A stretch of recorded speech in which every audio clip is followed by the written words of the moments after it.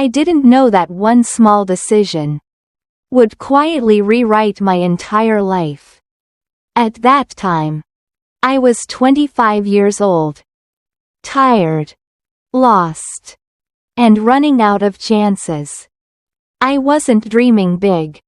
I wasn't looking for love. I just needed a job. Something stable. Something simple. When I saw the advertisement, it felt strange. Not friendly. Not detailed. Just urgent. A private house. 2 children. Immediate help needed. No smile in the words. No warmth. But I went anyway. The gate was tall. Cold metal under my hand. The house behind it was beautiful, large, and painfully quiet. When the door opened, a man stood there. His name was Daniel. He looked exhausted. Not angry. Not rude. Just empty. He didn't smile. He didn't ask questions. He simply stepped aside and let me in. Inside, my footsteps echoed. No voices. No laughter. No life. Old photographs lined the walls. A woman in every frame. Elegant. Serious. Sad. Her eyes followed me through the hallway. That was the moment I understood. This house wasn't rich. It was grieving. The children were twins. A boy and a girl. About 7 years old. They stood close together. Holding hands. Silent. Not shy. Not rude. Just guarded. "This is Claire," Daniel said quietly. "She'll be helping here." They didn't answer. They didn't smile. They just watched me. I smiled first. And something inside me tightened. I stayed. Days passed. I cleaned slowly. Cooked carefully. Spoke gently. The silence stayed.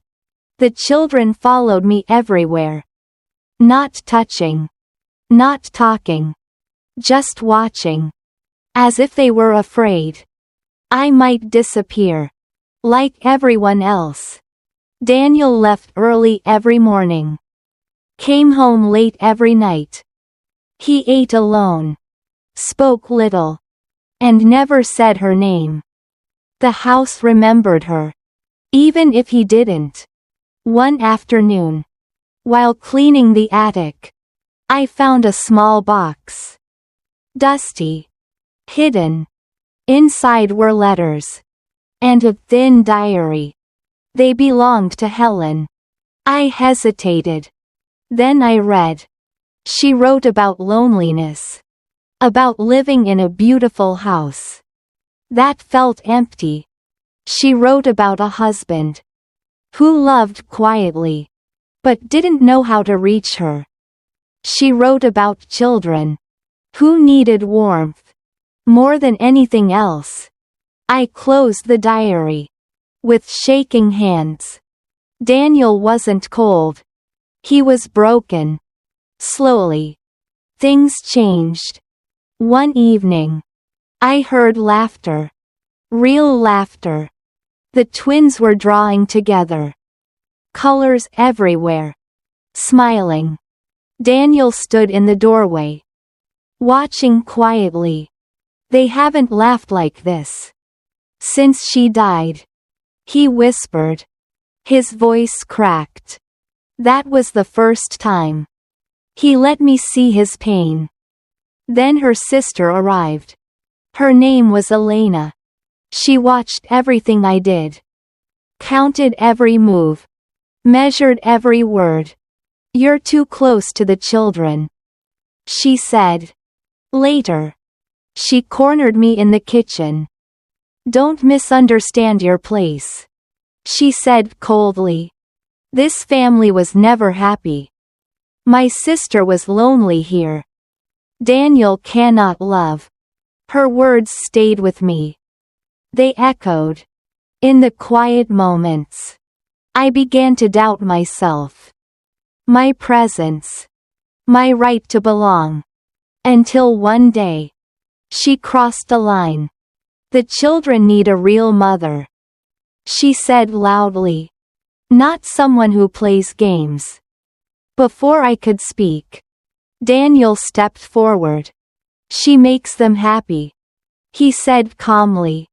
That is enough. My heart stopped. From that day on, Daniel changed. He talked more, laughed sometimes, even smiled. One rainy evening, we cleaned paint off the floor together. He laughed quietly. So did I. You make things lighter, he said. That night, the twins gave me a drawing. The four of us, holding hands. I cried silently. Later, the boy whispered, "Will you stay?" I nodded. Then the girl spoke. Her first words. "Daddy, smile." Daniel knelt beside her.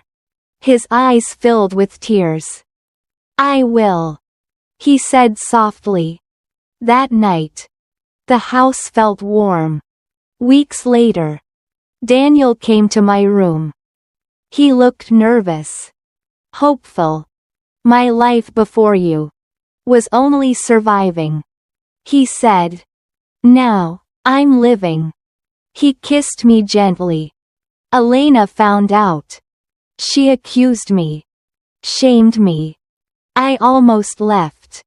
But Daniel stopped me. "I was lonely before you," he said. "Not loved. Just existing. I'm falling in love with you," he whispered. I stayed. Months passed. The house changed. Laughter. Noise. Warmth. The closed door at the end of the hall remained closed. Some memories deserve rest. One evening, Daniel asked me, "Are you happy?" I looked around. At the children. At the home. "Yes," I said softly. "More than I ever imagined. I came here looking for work. I stayed. And found a family. Love doesn't always arrive loudly. Sometimes it comes quietly. Through patience. Through kindness. Through staying. When it would be easier to leave."